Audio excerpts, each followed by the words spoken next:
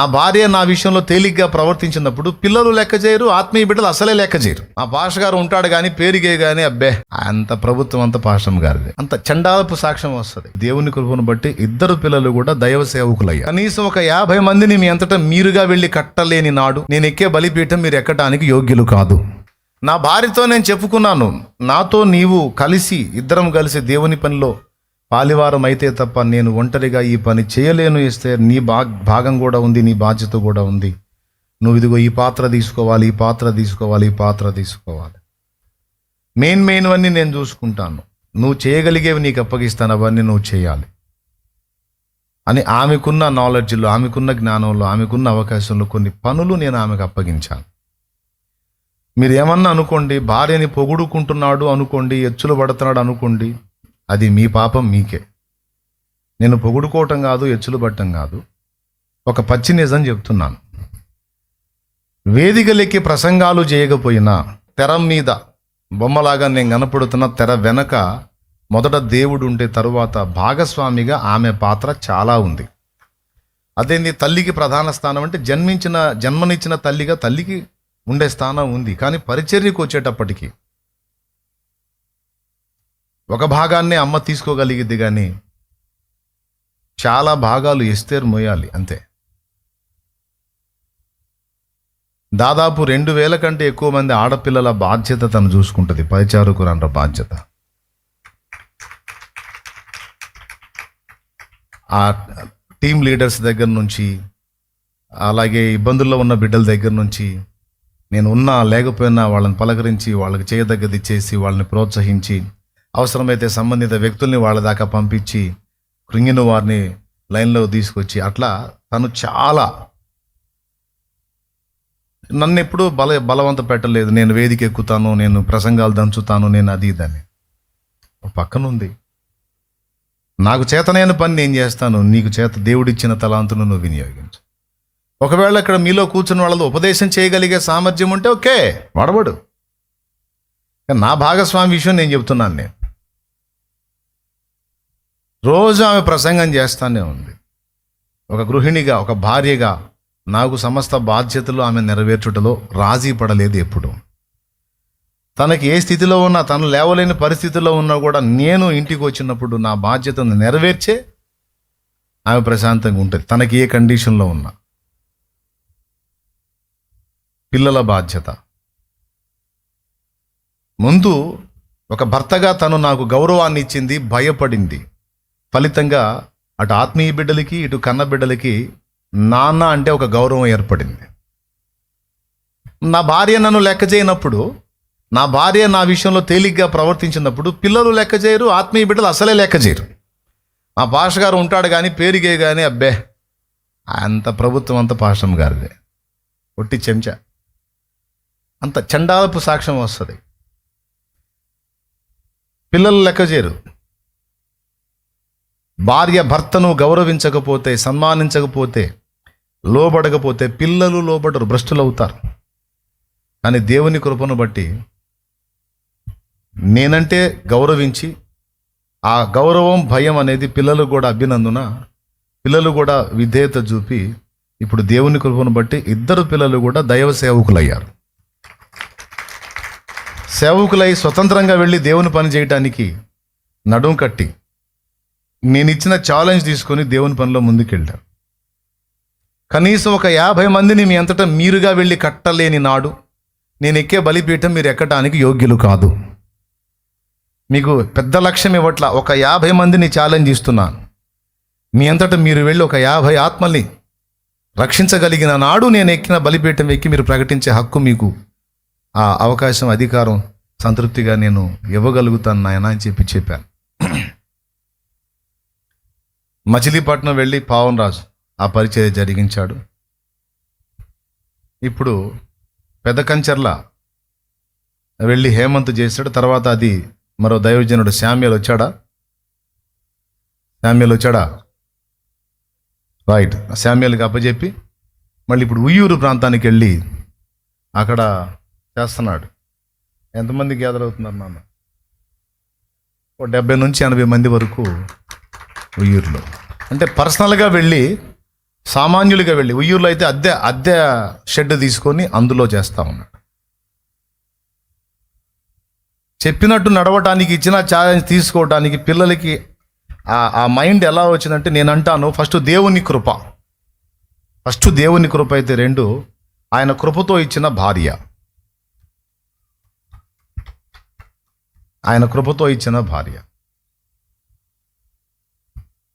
Main నాకు భయపడింది, గౌరవించింది, విధేయత చూపింది.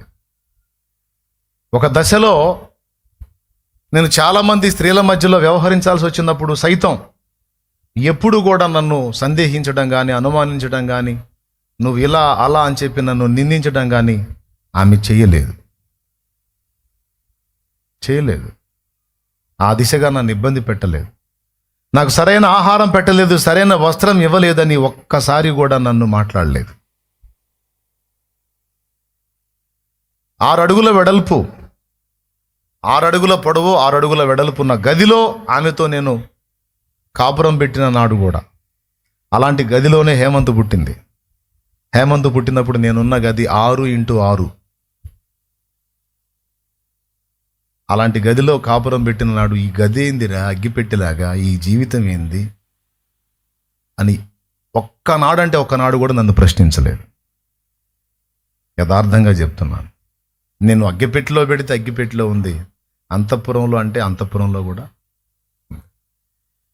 అన్నం దగ్గర కానీ, వస్త్రం దగ్గర కానీ, ఇతరాతర విషయాల దగ్గర కానీ ఎప్పుడు ఎన్నడూ ఏ విధంగా తనకి గుర్తింపు ఇచ్చే విషయంలో కానీ ఎప్పుడు ఎన్నడూ ఏనాడు కూడా తృణీకరించలేదు.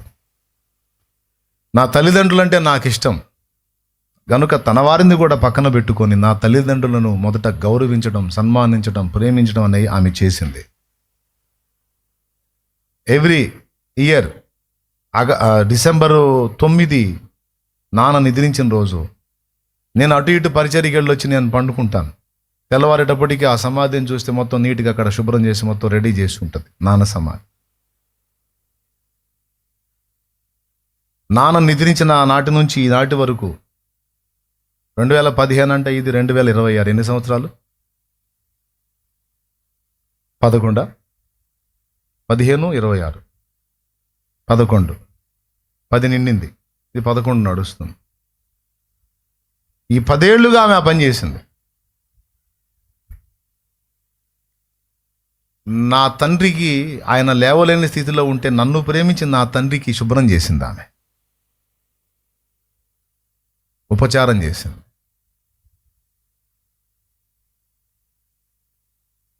నేను చేసుకుంటాను పర్వాలేదంటే ఏం కాదు నేను చేస్తానని నన్ను పక్కకు పంపించి ఆమె నాన్నకు ఉపచారం చేసింది.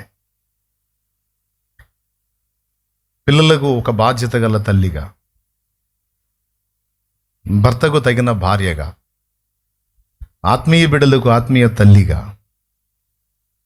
ఎక్కడో ఉండి నేను ఫోన్ చేస్తాను ఫలానాది పని జరుగుతుందో లేదో చూడు, అక్కడ పని నెరవేర్చాలంటే ఆమెకు అప్పగించిన పని ఏదైనా సరే ఫినిష్ అయిన దాకా ఆమె ప్రశాంతంగా ఉంటుంది. ఆయన చెప్పాడు అది కంప్లీట్ కావాలి, అంతే. ఏనాడు నన్ను అనుమానించడం కానీ, తృణీకరించడం కానీ, నిందించడం కానీ, డబ్బు విషయంలో కానీ, ఏ విషయాల్లో కూడా నాకు ఇది కొదువ అంటాం కానీ. అంటే మీరు అనుకోవచ్చు మీకు దేవుడు సమృద్ధి ఇచ్చాడు, మీకు అలాంటివి ఉండవని. కఠిన పేదరికములో నేనున్నప్పుడు సైతం నన్ను తృణీకరించలా. ఆమె ఫ్యామిలీ మెంబర్స్లో ఆమె సమీపస్తులు కొంతమంది అన్నారు, ఇతడు నిన్ను పోషించలేడు, వెళ్ళు, నీ అన్నల దగ్గరికి వెళ్ళని ఆమెకు ఉచిత సలహాలు ఇచ్చారు. వెళ్ళలా. నేను కూడా ఇచ్చా. దైవ సేవలోకి నేను వచ్చాను, మనకు బ్రతకడం కష్టం అవుతుంది, నువ్వు వెళ్ళి మీ అన్నోళ్ళ దగ్గర కొంతకాలం ఉండు, దేవుడు నన్ను నిలబెట్టినాడు, నేను వచ్చి తీసుకొచ్చుకుంటాను అన్ననాడు కూడా నన్ను వదిలిపోలా. పిల్లల్ని మనం రెక్కలు తెచ్చేటట్టు కనపట్లేదు, మనం ఈ సెంటిమెంట్లో పెట్టుకుంటే ఆత్మల భారంతో పరిగెత్తలేం. అవసరమైతే పిల్లల్ని దత్తతిద్దామా అంటే నీ ఇష్టమే అని సపోర్ట్ చేసి, మీరు ఏ కోణంలో అన్నారా అండి? ఒక్కటే ఆమె చేయలే, ప్రసంగ వేదిక మీద ఎక్కి ప్రసంగం చేయలే.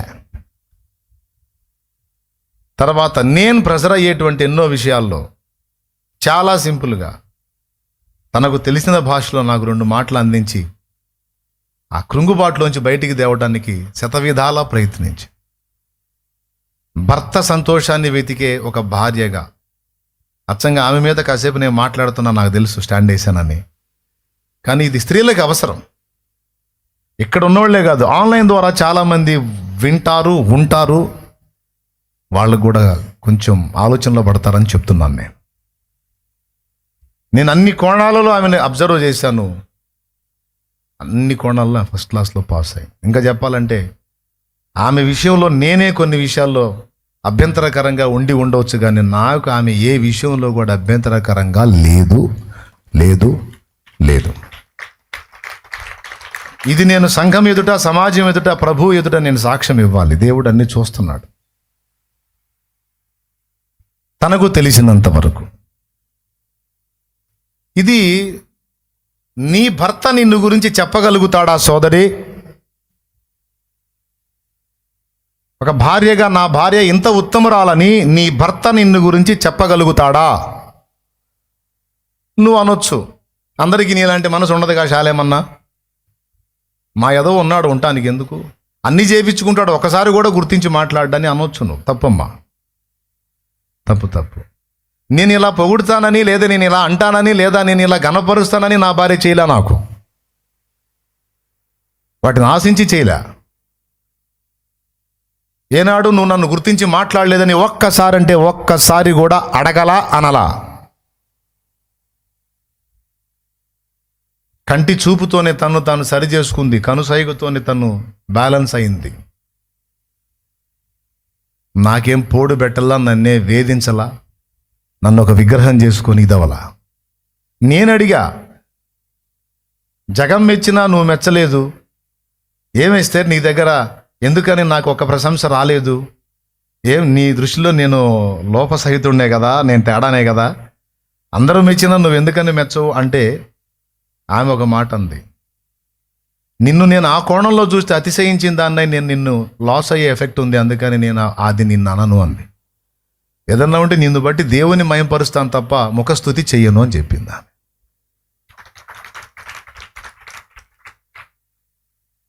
ఓకే, బాగుందా భార్య భజన? కొంతమందికి అట్లా అనిపిస్తుంది. మీ కర్మ, నేను ముందే చెప్పా, మీ పాపం మీరే మోసుకుంటారని. అలా అనుకుంటే తీసుకుంటారని చెప్తున్నాను నేను. ప్రసంగ వేదికల మీదకి మైకులు తీసుకొని ప్రసంగాలు దంచే ఒక భార్య భర్తను ఒక తొత్తుగా చేసి, చెంచాగా చేసి ఆడిస్తుందేమో నాకు తెలియదు. లేదా విధేయురాలై, వినమ్రురాలై, ఆయనకు అన్ని విధాల సహకారే ఉంటుందో లేదో నాకైతే తెలియదు. కానీ నా భాగస్వామి విషయంలో ఇదిగో ఇది. మదర్ తెరీసా ఏం చేసిందంటే, యేసు ప్రభు నిజమైన దేవుడు, ప్రేమగల దేవుడు, గొప్ప దేవుడు అని ప్రసంగాలు చేయలేదు, కానీ ఆ ప్రేమను క్రియాత్మకంగా చూపించి సమాజం ఆమెను బట్టి ప్రభువుని గురించి ఆలోచించేటట్టు చేసింది. అది మదర్ తెరీసా అంటే. దాన్ని క్రియాత్మకమైన మౌన ప్రసంగం అంటారు. తీసుకునే సామర్థ్యం ఉంటే అంతకు మించిన ప్రసంగం ఇంకోటి లేదు. అట్లాగే ఈమె విషయంలో కూడా అదే జరిగింది. మిగిలిన ఫ్యామిలీ మెంబర్స్ కూడా అరాకొర వాళ్ళ వంతు వాళ్ళు కష్టపడ్డారు. ఒకవేళ వాళ్ళ కర్మగాలి లైవ్ చూస్తే మిగిలిన కుటుంబ సభ్యులకు ఆత్మలో మండొచ్చు, లేదా మంచి హృదయం గలవారైతే దేవునికి స్తోత్రం, నిజమే కదా పాపం బిడ్డ అనొచ్చు. ఎలా అన్నా వాళ్ళ కర్మే, వాళ్ళ పాపమే, నాకు సంబంధం లేదు. పుణ్యమైన వాళ్ళ ఆలోచనలను బట్టే, పాపమైన వాళ్ళ ఆలోచనలను బట్టే. కానీ నా బాధ్యతల విషయంలో కావచ్చు, సంఘ బాధ్యతల విషయంలో కావచ్చు, ఆత్మీయ బిడ్డల విషయంలో కావచ్చు, పరిచర్యకు రేపటం విషయంలో కావచ్చు, ఇంతటితో ఆగకూడదు పాస్టర్ గారు, ఇంకొంచెం వెళ్ళాలి, ఇంకా చేయాలి పాస్టర్ గారు, ఎట్లా నువ్వు అన్న పదాలు కూడా ఉన్నాయి నాకు. నువ్వు చేస్తే నీకు అర్థమైంది. నీకున్న సామర్థ్యం నాకు ఇస్తేనా? అది లేదు కాబట్టేగా నేను నీకు ఉపచారం చేయాలి. లేకపోతే చక్కగా నిన్ను కూర్చోబెట్టి నేను చేద్దును. నిరుత్సాహపడొద్దయ్యా, వెళ్ళాలి మనం, ఇంకొంచెం వెళ్దాం, ఇంకా చేద్దాం. దేవుని పని కంటే ఉత్తమమైంది ఏం లేదు అని రేపటం విషయంలో కానీ, భారం మోయటం విషయంలో కానీ, నా ప్రియమైన తల్లులు, చెల్లెళ్ళు, అక్కలు అందరికీ ప్రేమతో చెప్తున్నాను, గుర్తుపెట్టుకుంటమ్మా. వివాహితలైనా అవివాహితలైనా కూడా, అవివాహితలైతే నాకు అక్క చెల్లెళ్ళుగా సహకరించండి, నా సహోదరులుగా నాతో కలిసి ప్రయాణం చేయండి అమ్మా. వివాహితులైతే మీ భాగస్వాములకు సహకరించండి, వాళ్ళని పీడించకండి, శోధించకండి. ఎన్ని మార్లు గద్దించినా వినని కుమారుడు మరి తిరుగు లేకుండా హఠాత్తుగా నాశనమగుననే వచనం ఉంది.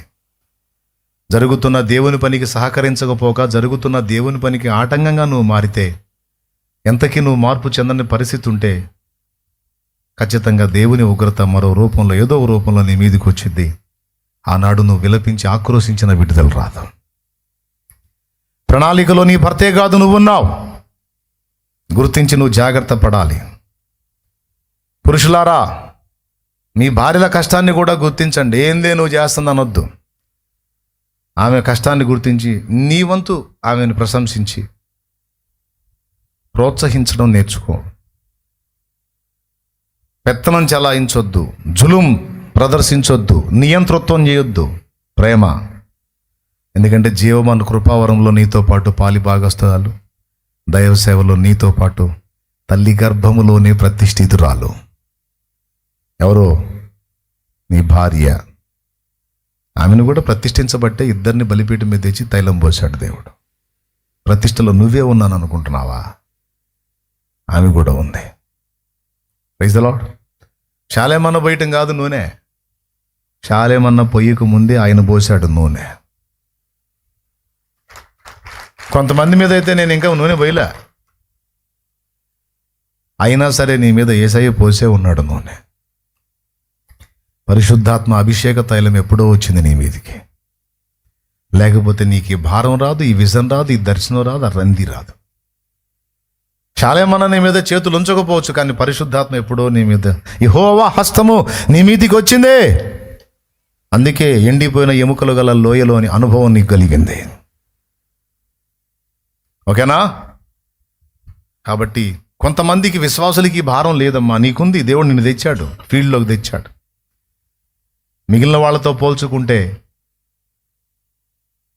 యేసుని వాడుకునే పరిస్థితుల్లో కొంతమంది ఉన్నారు. యేసయ్య కోసం నశించిపోతున్న ఆత్మల దర్శనం కలిగి వాళ్ళని రక్షించడం కోసం కొంతమంది వాడబడాలి, యేసయ్య చేతిలో ఖర్చు అవ్వాలి, ఆయన కాలి కింది చెప్పులాగా అరిగిపోవాలి, ఆయన చేత మంచులా కరిగిపోవాలని, ఆయనకై వెలిగే కొవ్వొత్తిలా వెలుగుతూ కరిగిపోవాలని. మీలో అనేకులు చైతన్యం పొందారు. ఇది మీకై మీకు కలిగింది కాదు, పరిశుద్ధాత్మ అభిషేకం మీ మీదికి వచ్చింది. యెహోవా హస్తమో మీ మీదికి వచ్చినందున మీకు ఈ విజన్ కలిగింది. గుర్తుపెట్టుకొని ఆ బాధ్యతగా మీరు నడవడానికి ప్రయత్నించండి. అలా ప్రయత్నించి ముందుకు సాగుతున్న తరుణంలో నేను చెప్పిన మూలవాక్యం ఇప్పుడు అన్వయింపులోకి వస్తుంది. ఓకేనా? ఎంతమంది సరి చేసుకోవాలని ఇష్టపడుతున్నారు ఇప్పుడు నేను చెప్పిన విషయాలను బట్టి? భారం నీకుందా లేకపోతే నీ భర్తదేనా? నీకు కూడా ఉందా? చూస్తా. ఇక ఆ భారం నీకుంటేనే పని సక్రమంగా జరిగిద్ది. నీకు లేకపోతే ఈ వాగ్దానాలు నీకు రావు. ఏమంటాడు తెలుసా? జనములు నీ దగ్గరకు వస్తారు, కుమార్తెలు కుమారులు చంకనెత్తుకొని వస్తారు, రాజుల ఐశ్వర్యం నీ దగ్గరకు వచ్చిద్ది, జనముల ఐశ్వర్యం నీ దగ్గరకు వచ్చిద్ది, అన్యుల ఐశ్వర్యం నీ దగ్గరకు వచ్చిద్దని, ఇక మిగిలిన విషయాల్లో బోల్డ్ అన్ని వాగ్దానాలు.